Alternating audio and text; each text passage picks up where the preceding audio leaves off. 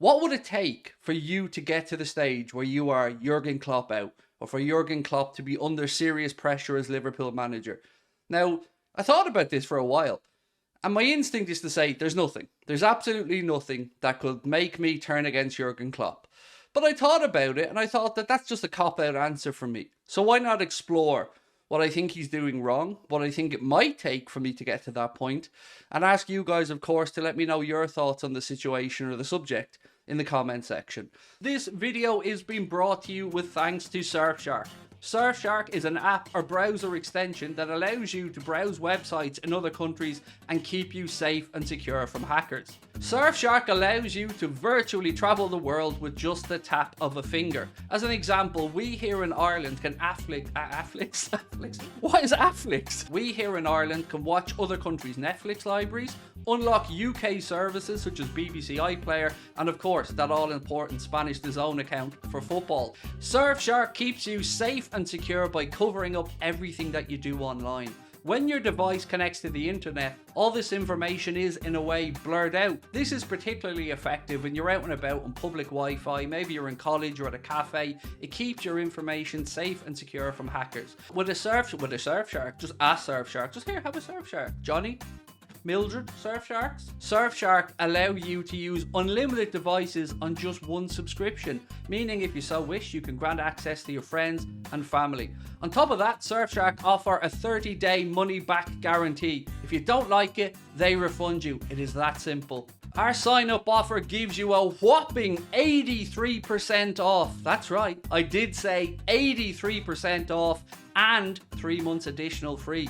Simply scan the QR code on your screen right now or use the link in the description, putting in the code Anfield Agenda at checkout. Over the last 30 years or so of the Champions League, you may or may not be aware of quite how often Liverpool have participated in the competition. It's roughly about half the time over the past 30 years. I think it's actually precisely half the time. So we have no God-given right as a football club to just be in the Champions League every season.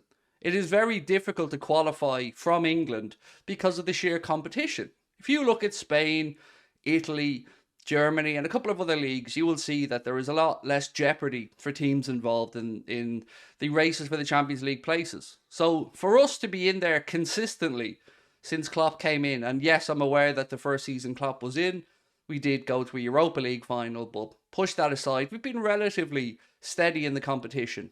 And we can't just ignore that. We can't just brush it off and go, oh well, it's a great generation of players. No, Jurgen Klopp was responsible for that. The owner somewhat responsible for it as well, and of course, the players.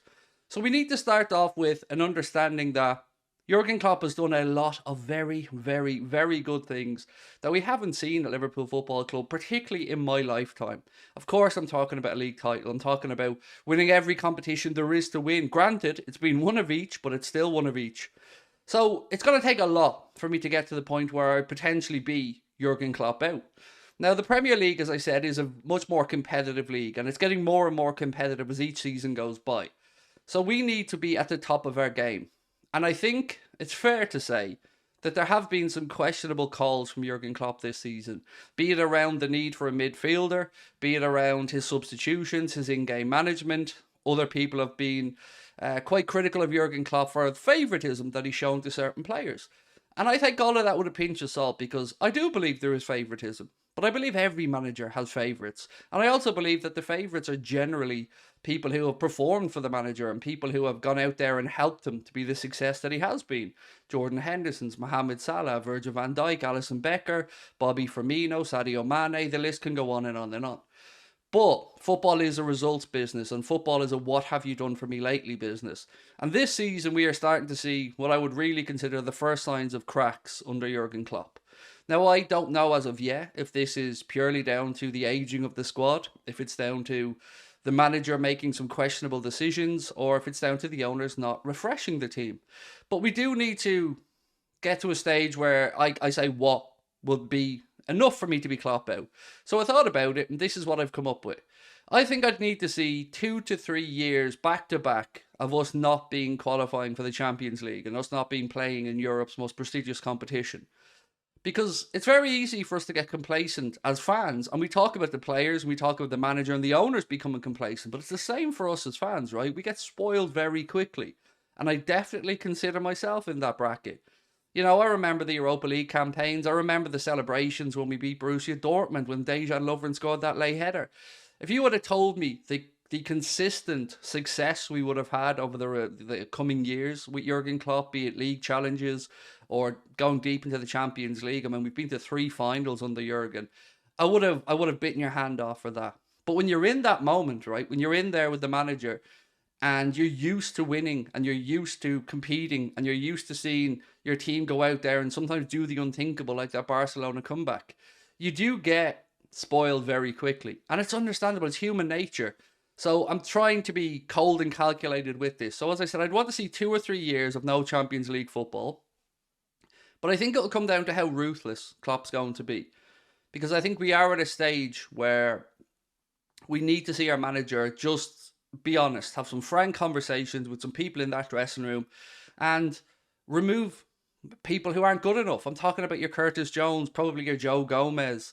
Look, I could go through this list on and on, but whoever Jurgen Klopp feels he can't depend on, I don't think there's room for sentiment. So he needs to show that ruthless streak that we like to believe all top managers have. What we see publicly from a manager and what we see privately are often very different things.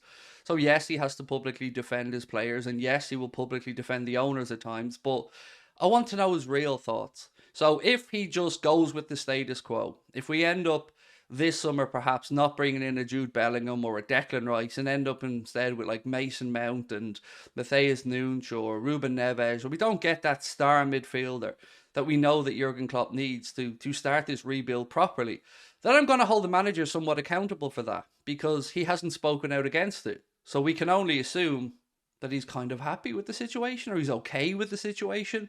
And we've seen him speak out about Liverpool doing the best with what they can do. And I guess that's okay. But we don't. My big fear in all of this is that we look back, and I've said this many times, on Jurgen Klopp's tenure at the football club, and we look back with regret. We look back that we didn't give the manager the tools needed to get the job done. But he has to help himself as well. And I can't lie, there have been times where I've been left scratching my head, be it Fabio Carvalho's 90 seconds he gets here or there, or other players like Curtis Jones getting minutes ahead of him. So what would it take for Klopp to be sacked? Well, as I said, those 2-3 years, I think some more questionable in-game management. Maybe those 2 to 3 years out of Champions League football could be accelerated. If we go through this summer and next season, we're falling away again, do I think the pressure would start to mount on the manager?